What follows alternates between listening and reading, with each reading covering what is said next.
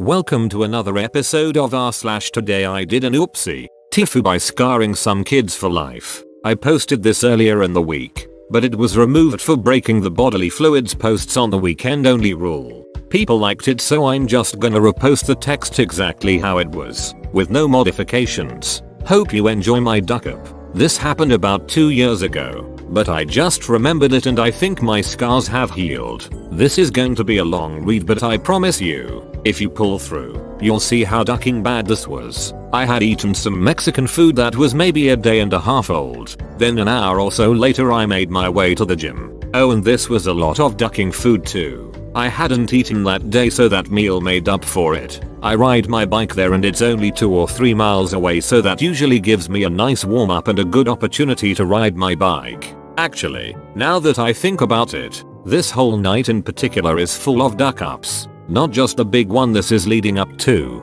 Right as I get to the gym, my stomach starts telling me that something is wrong. I swear to ducking God, it started growling like it was telling me something. Like it was trying to speak words. As I'm locking up my bike, another dude comes up to lock his bike up, and my belly makes this sound like WOOORD Ward Brug Hebba Heb. Actually, those words accurately depict what my stomach sounded like. The biker wasn't facing me, but he turned around and said, "Huh." I looked at him and said, "Oh, sorry, that was my stomach. My stomach is loud. Sorry, I don't know what's wrong with my stomach." He looks at me and says, "Oh, well damn." I wasn't embarrassed because honestly maybe I should care a bit more about these things, but I don't. I didn't think much else of it and hurried on inside. I get to my usual corner to start stretching for my deadlifts, and nothing else occurs for about 10 minutes. I started loading a 45 on each side because I was done with me warm up, and then I felt this little schmick of pressure pop into existence within my abdomen. I recognize it as a fart gaining momentum.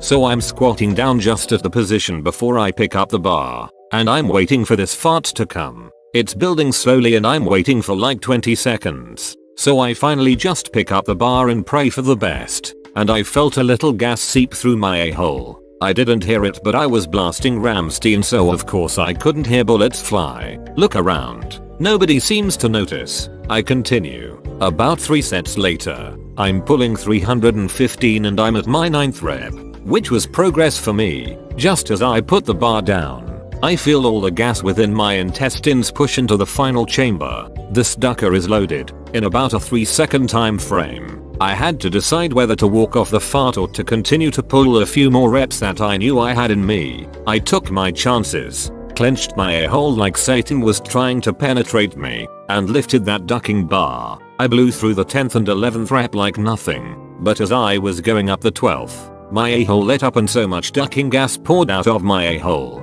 The fact that I was deadlifting meant there were tons of pressure within my abdomen, and my clenching a-hole made the fart squeak whistle. I don't exaggerate when I say it was the loudest sound in the gym and everyone heard. It lasted a solid 5 seconds too. I was at the top of the rep, but I just closed my eyes and held the bar. I could ducking feel eyes on me. You know in movies when a character walks into a bar and the music stops and everyone looks? That's what happened. The basketball players stopped playing and the dude with the speakers who always watches cut the music. The only thing on my mind actually now that I think about it, was how ducking bad my a-hole hurt. The smell wasn't pleasant either. I dropped the bar, grabbed my shit and ran to the bathroom. As I went, I heard about 2 dozen people start laughing.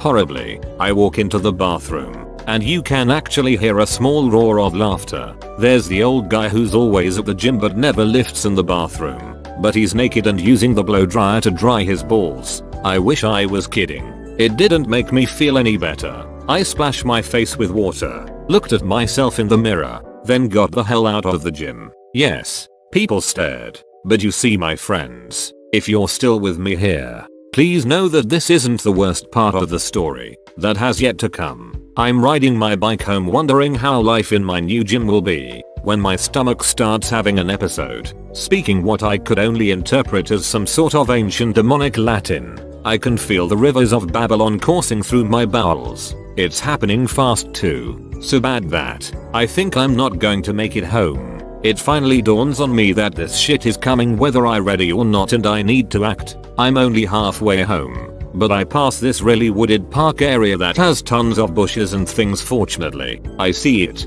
drop my bike on the sidewalk, and dead sprint about 100 feet into these woods, drop my pants, and let loose the first barrage of biohazardous waste onto the dirt like some type of ducked up yeti. That's what I was, a yeti, shitting in the woods. As I look back to where my bike is, I see a group of about 5 kids round the corner. It was a suburban area, but not many people are around, so I wasn't really worried about my bike in that moment. The kids walk over to my bike, pick it up, say some things to each other, then walk the direction they came from with my bike. I spent about $700 on my bike and I enjoy it very much, so I didn't want to part with it. It was in this moment that I made another split-second decision that I would also come to regret immensely. I could continue shitting in these woods and accept my fate, or pull my drawers up like a big boy and run and get my bike before I never see it again. I knew more shit was coming. I could feel it. It was gradually seeping through my cavernous insides, shit dripping from my ass. I pulled my shorts up and sprinted towards these bastards just before they were around the corner. Just as I exit the brush and am within sight, I yell, "Hey you damn kids, that's my bike, give it back." Right at that moment the kids turned, and right then, liquid shit diarrhea comes out of my ass and is going down my legs and being flung everywhere, and I'm moaning a bit because my stomach hurts so much and is in so much displeasure. I'm about 50 feet away and these kids ranging from 7 to 12 start screaming, running and crying as me, this demented, shit-flinging a-hole, sprints towards them screaming profanities. The kid pushing my bike falls flat on his ass in shock, and as I look at his face, I realize he is my neighbor. All those kids were my neighbors. They recognized my bike and were returning it to me. The kid starts crying. I look at the sky and say, "God ducking damn it," and hop on my bike. I looked back, and you could actually see a ducking line of green diarrhea shit across the field and street. Got home, showered, and drank quite a bit of beer. I wish I could make this shit up. Too long didn't read, ate bad Mexican food, farted while at the gym, then had to shit in the woods on the way home, then sprinted at some kids while liquid shit poured down my legs as they walked away with my bike, only to discover the kids were my neighbors and were returning my bike. Tifu by being accused of drug and bestiality activity because of my defective rooster. Reposted, reformatted, renamed, and duckups highlighted to make mod friendly. This was recently, not today. I had this rooster who was, without a doubt, the most rubbish rooster in the world. Personally, I think it's because he started out life as a girl chook. We bought him as a young layer, but as time wore on there was nary an egg to be seen, and I started realizing he was just not a girl at all. Not because I could see his dangly bits or anything. He just started looking roosterish. Anyway, there are 2 reasons he's a rubbish rooster. Firstly, he has no clue as to when roosters are supposed to crow. In the movies, as soon as the sun starts coming up, the old rooster would climb up on a fence post and cock-a-doodle-doo to wake everyone up. Not this bastard. He crows at 9 AM, 2 PM, 8 PM, or 3 AM, but never at any time which is remotely useful, like 6:30 AM on weekdays.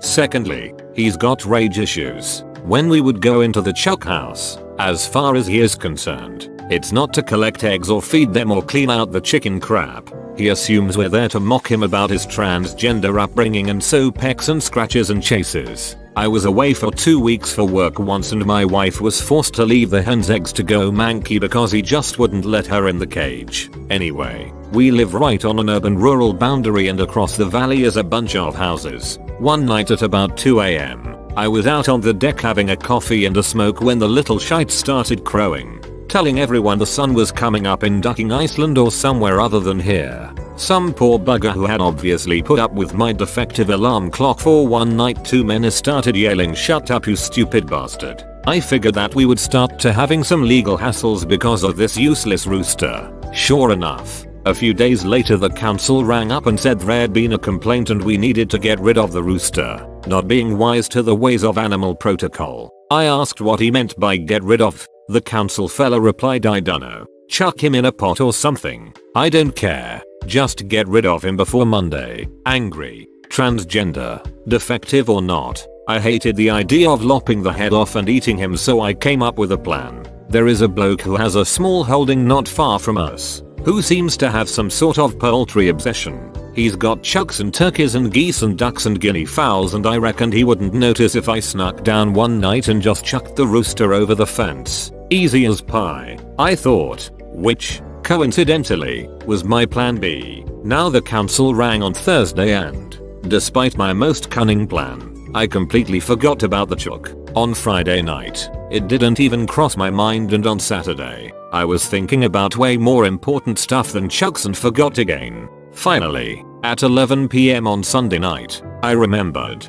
Bollocks. So I grabbed a box, snuck into the chuck house and grabbed the rooster before he could wake up enough to start a fight with me, hopped into my ute and zooted off. Because it was the middle of the night, I just had an old vest, a pair of stubby shorts, and chucked my gumboots on as they were the closest thing to the door as I was leaving the house. I was bombing down the road when, bloody hell, I came around a corner and saw police booze bus and a group of cops flagging me down. A copper came up to the window and went through the normal routine. Have you been drinking? Where do you live? Could you blow in this tube? Blah blah blah. Then he pointed at the box which was sitting on the front passenger seat and asked, "So what's in the box?" "Air. It's a chuck." "Officer." "Oath. A chuck?" "Yup."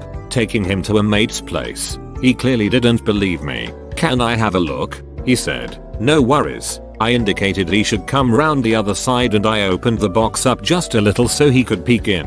At this point, I'll just remind you about the rooster's quite serious need for an anger management course. He'd been woken up in the middle of the night, hauled out of his harem, manhandled by someone who forced him to live as a hen for the early part of his life, and then shoved into a box. He's beyond irritated. I'll also remind you that it is 11 PM and, by the dim light of a street lamp, even a cop with the eyes of an eagle is unlikely to see much through the little hole I've opened up in the top of the box. Despite all this, the last thing I expected the stupid bastard to do was stick his whole hand in. As far as the chuck was concerned, this was adding insult to injury, and so he did what angry chucks do. He had a go at the cop's hand. The cop crapped himself and yanked his hand out, opening the top of the box right up.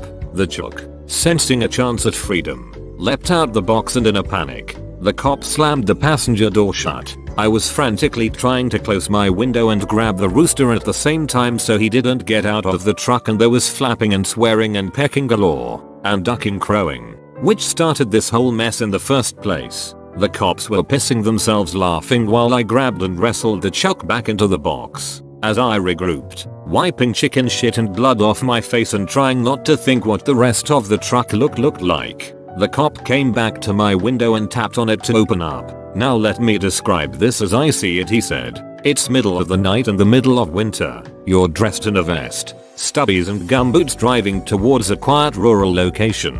You have a live farmyard animal in the car with you." He paused for effect, the overdramatic wanker. "So I can only assume one or both of the following are true. First, I could assume you have been taking some sort of illegal substances. The second thing I could assume is also very, very illegal. Now I anticipated a quick half an hour trip to simply get rid of a defective chuck. Instead, I got scratched, pecked, shat on, laughed at, drug tested and accused of being a chicken shagger. On a positive note, though, the pie was bloody beautiful. Too long didn't read accused of being a druggie and a chicken fiddler because I didn't want to slaughter my defective, transgender rooster. Edit. Righto. There's a bunch of questions that were asked and I'm lazy, so we'll answer them like this. Not a pom and not strayan. Kiwi living just north of Auckland. The fella with the poultry obsession lived in Dairy Flat as someone was keen to know. Weirdo.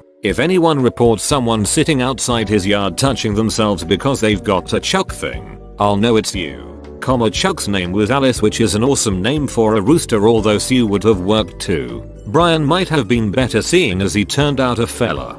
Alice sought out his days with his good friends coriander, mushroom and creamy sauce. Comfortable and warm on a bed of rice with a cozy pastry roof over his head to keep out the elements. My family's digestive systems turned him into turds. The rest of the chucks are fine. Thanks for asking. They're still puzzled by eggs mysteriously vanishing almost the moment that pop out of their asses. Also, we've lost 2 to hawks but replaced them with a silky called, gender confusingly Elvis because of her awesome hairdo. She lays green shelled eggs. Oath she does. Yep, it really happened. Yep, the cops found it bloody funny. Now they didn't really think I was setting out to duck a chook. For starters, they aren't bad fellas and enjoy a piss take as much as the next bloke. Also, the chook was quite ugly to be honest, and they knew as much as I did that I'd have needed a few beers in me before he started looking good. Yep, I ramble a fair bit. That's what us old farts do. It annoys the hell out of you youngsters and makes us oldies happier because we just can be annoying old dunts.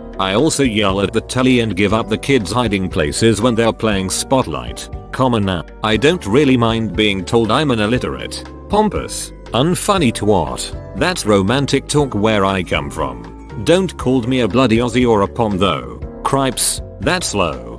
Also, chuffed if you downvote the hell out of this whole post. I did. It's an unashamed pile of turds cunningly disguised as words. I just enjoyed writing the bastard down. Edit 2. I dunno if this link will help at all. imgur.com link. Isn't Elvis a beaut? Edit 3. For the uninitiated. Stubbies and gumboots. imgur.com link.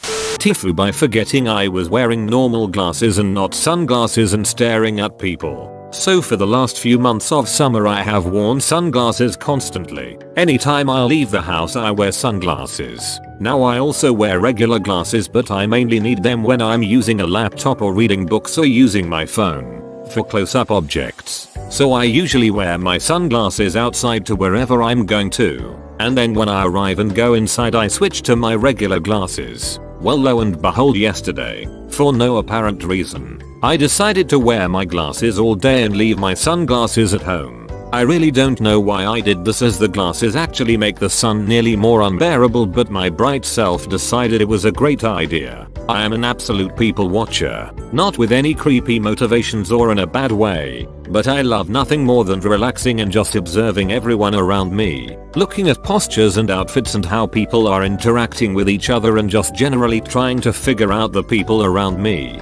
It's more fun with another person, like trying to come up with background stories for people, but I enjoy it as a solo activity too. Of course, you can see where this is going. Sunglasses give you a nice screen where you can hide behind and directly stare at people without them knowing. I was off in another world thinking about life and watching everyone around me, and the feel of my normal glasses tricked me into assuming I had sunglasses on. And I was really bored yesterday. I spent a couple hours overall on public transport, and I went on a walk in a park and treated myself to lunch in a bar/restaurant. All the while people watching. Staring at people on the walk was probably fine, and I imagine not many people noticed or paid any heed. Lunch, however, I guarantee I made people uncomfortable. And I remember some people kept looking at me, and I was trying to figure out, was something wrong with my outfit or did I spill food on myself that they kept staring back at me. But that still wouldn't have been overly bad. But the public transport, that was bad. I was especially bored and point blank was staring at certain people, especially if they seemed interesting. For some of the journeys I was sitting on a seat a bit above the rest of the people standing, and spent my time just straight up looking at each person and coming back to the people I thought were most interesting. Some of the journeys I was standing amongst the crowd, and at one point in particular shamelessly stared at a mother and baby for probably 5 minutes straight, thinking it was really cute. But I wasn't smiling or anything because I didn't think she knew I was looking.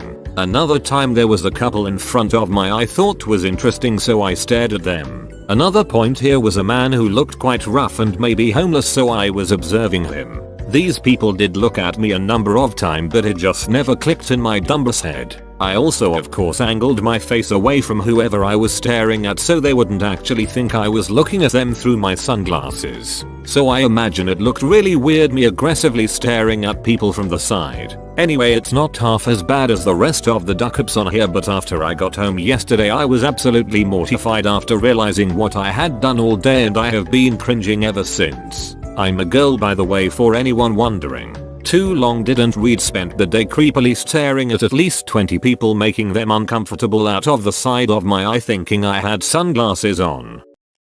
Bro, you made it to the end? You're a ducking beast. I'll cut you a deal. Smash like and subscribe for more curated content. It's free and that's a great price.